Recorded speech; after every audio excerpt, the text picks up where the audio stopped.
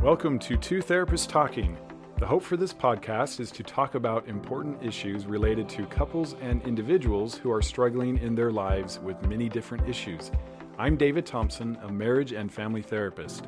And I'm Sherie Christensen, marriage and family therapist. Please join us as we explore these issues together, and we hope you will learn and be enlightened along the way. Come find us at twotherapisttalking.com. If you like what you're hearing, please get on and rate us and subscribe to the podcast. Hi, and welcome back to Two Therapists Talking. I'm Sherie. And I'm David. And we are doing part 2 of meeting your spouse's needs. So this comes from Becky Squire. We like some of the thoughts that she had. Some basic, obviously we have lots of needs, but some basic things, right, for both men and women that they need that might be different than their partner. Mm-hmm. And Definitely. So we want to talk about them and have you be able to take those back to your partner and have conversations around, hey, how am I doing with this? Is there a way that I can show up a little bit better? Yeah. And meet your needs in this a little better. Exactly. And as we mentioned last time, there's 5 things here, but this is not a comprehensive, now you've made it, you've arrived list. There can be other things. You do these 5 things well, you're probably doing pretty good. Yes. Absolutely. So be aware there could be other things that you could do or ways that you can show up, and this is a great way to start that conversation. Yeah. About maybe other things as well. Yep. But these are some basic 5 things for men. Yes. And they are not in any particular order. Nope. But some things that are for most men, almost all men, right? This is going to be something that's going to be, these things are going to be a big deal. Yep.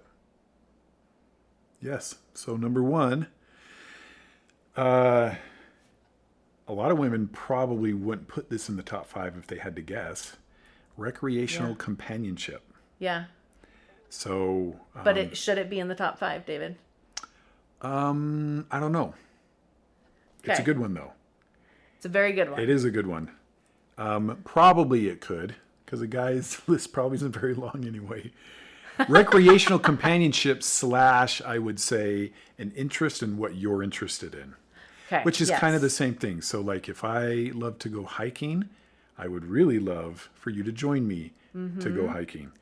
Yes. Or if I'm interested in sports, that would be awesome if you're like, hey, isn't the game tonight? And you like had interest in it. Now, that doesn't mean that you have to really like something you really don't like. Right. You don't have to be a chameleon. Yeah. Doesn't mean that. But the more shared activities you can do that he's interested in, the better. Yeah. Like that's really meaningful for sure.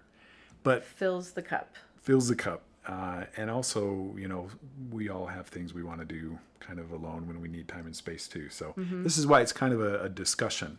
Would you want me to go golfing with you or no? You'll probably hear most of the time, not every time. Yeah. But sometimes that would be actually really kind of neat to do that together. So, recreational companionship. Show your husband you care about him by showing interest in his hobbies. Yeah. My wife humors me in a lot of things.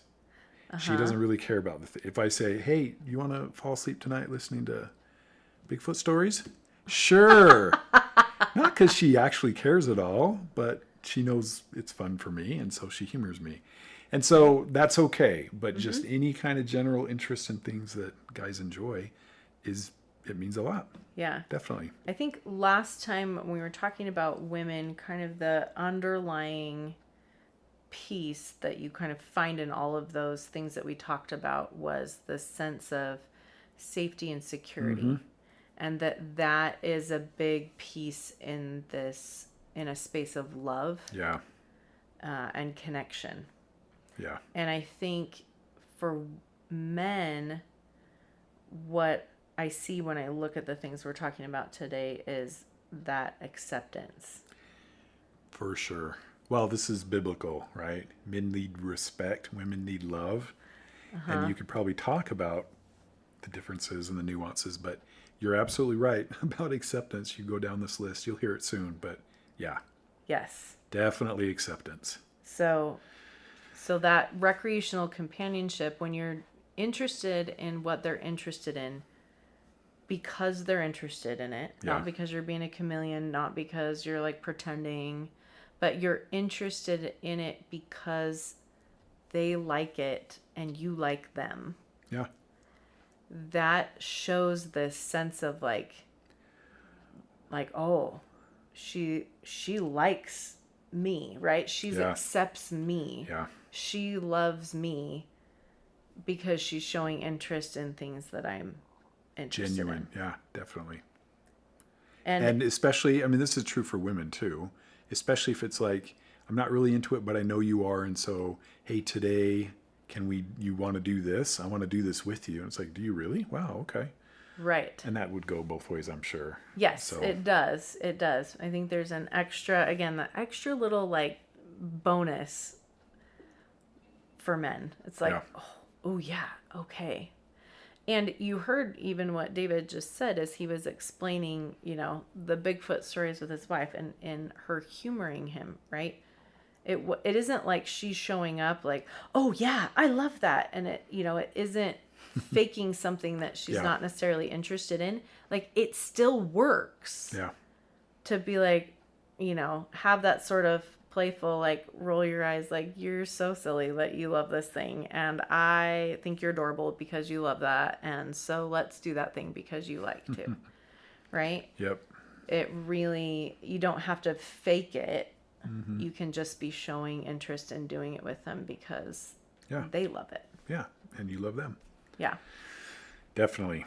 Number 2. Number 2, not in order. Not in order. The second one we're talking about is sexual fulfillment. Probably not even a lot needs to be said about this, except what we've Yeah. already said. And I So think many times. the biggest thing would be, ladies, remember or internalize if this is the first time. Yeah. Sex for men is acceptance, 100%. Yes. The It's best acceptance kind and of connection. acceptance Yes. for them. I mean, compliments, sure. Acts of service, you bet. All these things are nice. But a wife who's genuinely interested in you that way and wants to be with you that way is the highest Physically. level Yes. of acceptance. And so it's not just well, you're a man, so you just, Right. You just need I could sex. say a few things here that I'm not going to, but you just want to be satisfied or something. No, like the reason why they want to be satisfied in that way is because of what it means Right. for their heart. Yep. Totally. So important. It's not like, an objectifying thing. It's not like any of these other things. Right? Yep. This is about like what it means for my heart that you find me physically attractive, you find me sexually attractive, you want to be with me sexually. And It's a big deal. if you ask a man if that's like the most meaningful thing he's received in the relationship, like genuine desire and interest, you'd probably say yes of all the other things. And so, Yeah. but listening to this, ask him, have a conversation around Yes. it. And this is why we're doing it. Exactly. Open a dialogue. Okay. That's number 2. Ooh, number 3, admiration. This is a good one. You could put respect in there, or recognition, Yes. or appreciation. There's a lot of words you could put in here. Definitely all of these are very important to men. And I Yes. hear this a lot too, where men don't necessarily word it this way, but after they've talked for a bit, I'll say, do you mean like you just don't feel admired or respected or recognized? And they go, yeah, that's it. Yeah. And so you see the need for men. And again, everyone feels like they work hard and they want to be recognized. Right. Maybe it's more so for men for whatever reason. But if we're working all day and come home, it's really hard to come home. And it's like, yes, finally, I need this and this and this. And it's like, well, I haven't been partying all day. And we don't want the wife to feel like the husband does that either. Right. Well, you just were with the kids. We don't want that to feel that way. But admiration for what it takes to go out there and make money and do some hard things. I'm just saying it really fills a man's cup. Yeah. And I think that, like we talk about, these things are true both ways, right? Yeah, definitely. Women want to be appreciated for doing hard work, whether that's at home or, out with others. But there is something very specific about this for men that really, really, really fills their cup. And if they're seen and appreciated for the things that they're doing and admired, like, you were awesome at this. And part of this may also come from kind of the concept of like, okay, we're having conversations, like maybe talking about, okay, well, I'd love it, like, you're not doing this, or you're not doing that, right? Making sure that you're also bringing in all of the ways that they are showing up, that you really love. I definitely hear that in therapy a lot. We're working on stuff, and I will say, well, she told me this, right? And they're sitting there, both of them are sitting there. I'm like, well, she told me that she was feeling this about you. Like, I've never heard that. Or I didn't know she was feeling that way. Yeah. Because she's not sharing that with me. Right? Because we've got to get down to the problems or whatever it is that kind of go through women's minds sometimes. Like, oh, they're listening. We better talk about the hard stuff, right? But putting those positive things in it just builds their soul. Yeah. It's a lot of competition. We're good at competing and comparing. And there's a lot of pressure to be successful. And so to get that recognition means a lot. So something to think about. Yep. Admiration. Okay. Next one. Little bit tricky, this one. But it's the whole thing. And and it is domestic support. So you are definitely going to see this one more in one income families. Yeah. Where the male is the one income. It's going to be a lot bigger. Yeah. But just like we talked about financial support last time for women, right? Even if there's a 2-income family, this is still gonna there's still gonna be an underlying drive for this, right? So again, here, even in a 2-income family, there's still gonna be like a drive for this. Like, I want to know that I'm getting supported at home, and that the things that are your responsibility to do at home, however you've done that, however you guys have figured that out or talked about what's whose responsibilities, that those things are getting done and are being fulfilled. And have the conversation often. Yes. I've learned yes. Things change over time, and it's really hard, I know, for guys to voice concerns or frustrations with this, because it can easily be interpreted as, you don't think I do anything. Right. It's like, well, not nothing. We talk about this? Because it's hard. And ladies, often, I know, because I hear this a lot, husbands will come home and you're on Pinterest and you're doing other things. And of course, that doesn't mean you haven't been productive. That's just his experience. And so he may have some frustrations about, what are you doing? Right. Not because I don't think you're not doing anything, and he may not know how to talk about it or be afraid of conflict. I know that never happens, and not want to bring it up. So this is a good conversation to have, is what are our roles, and do we feel like we're fulfilling those roles? Right. Both. Yes. She has a voice every bit as much, and that's why financial support is on the other list. But yes. It's a tough one for guys, I know. And so, ladies, if you're hearing this, that would be a good conversation about roles and see how they feel. Right. And I think one thing that we have a hard time with is we don't really talk about, a lot of stuff gets kind of delineated out to, it's just kind of unspoken. Right. And and I think we need to speak about it a lot more. Definitely. Especially if you're in 2-family income households, right? You've got to be talking, or if there's changes in that situation, you've got to talk about it.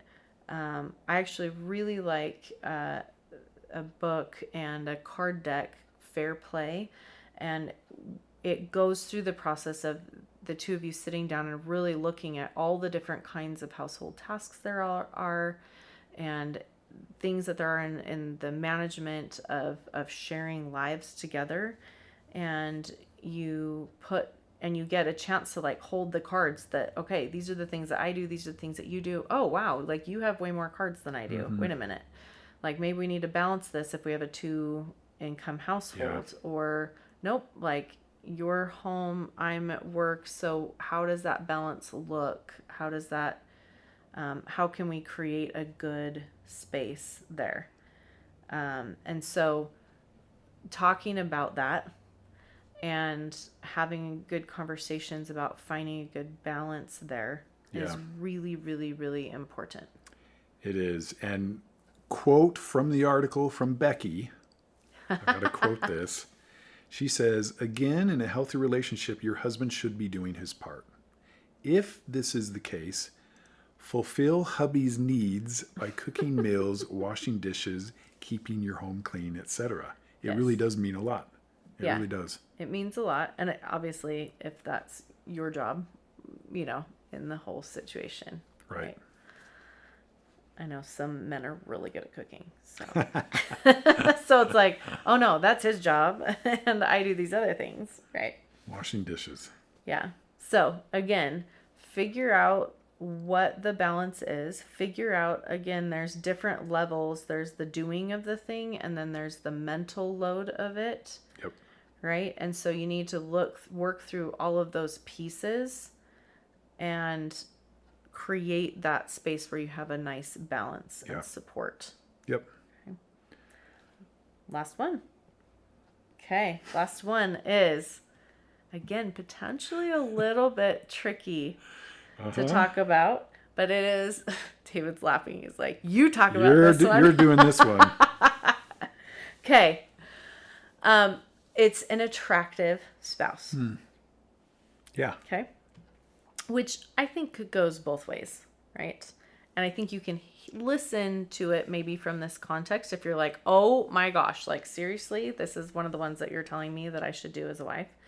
But think about, right, having your husband like not showering and just kind of being a slob and, general things like that, right? It's like, you know what I'd really love is if you could maybe take care of that and show up well for me, right? This is the same thing. Yep. So showing up well for your spouse and, putting that time and energy into doing so. So it is okay to like shower and get ready. If you've been home all day with little kids and you've been doing all the things, right? It's okay to like get ready and like look nice. Right? Going out together, like putting some effort into looking nice. Now, does that mean you have to go get a facelift and a boob job and wear 50 pounds of makeup and, The less, the better. Oh, keep going. So we got David's personal opinion coming in here. Right? Like it isn't that. No. It's you showing up well. Yeah. And think about what's communicated. What's communicated is very, very simple. You're important to me. I didn't have to do this. In fact, 10 minutes before you got home, I was doing this over here wearing pajamas, whatever. Yeah. But I knew you were coming home and I want you to feel like you matter to me. And so I did these things. That means a lot.